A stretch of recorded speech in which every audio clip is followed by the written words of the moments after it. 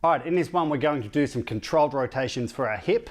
Now, this is a great exercise to not only look at where you're at with your range of movement in your hip, but to help maintain it. It's good for warming up, good for assessing. Let's just do it. This is a technique I learnt from the functional range conditioning system. So this is one I nicked, and it's one I use a lot.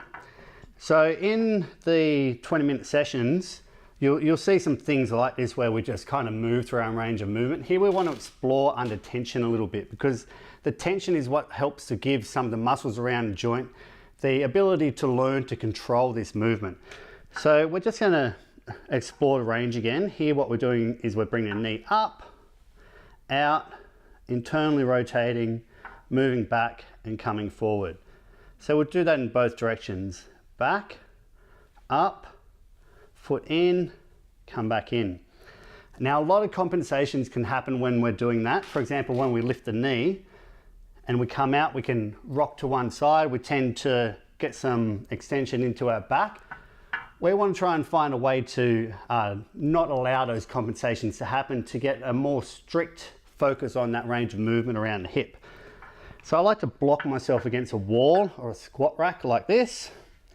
And when I come up now, I'm not able to move my hip across as I start to bring the leg out.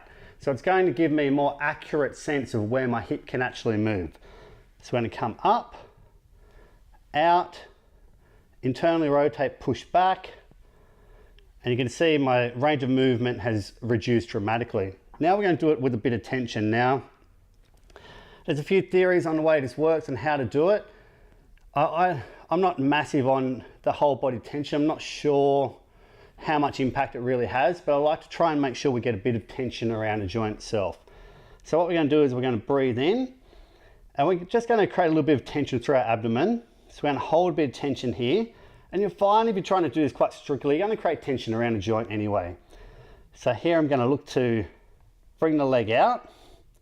Now when I feel I'm at end range there, I'm going to lift the foot, rotate up. I want to make sure I don't lose my back here. So I'm really feeling the muscles around here contract a lot and back up. So now I'm going to make sure that I'm not extending through my back again. So I'm going to slight posterior tilt, and that the contraction around abdomen helps with that a little bit. Going to push back, open up, bring the foot in and come back around. Let's go again.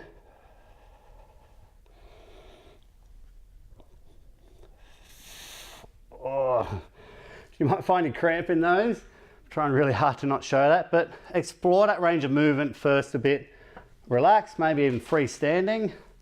You'll see a lot of funky stuff tends to go on.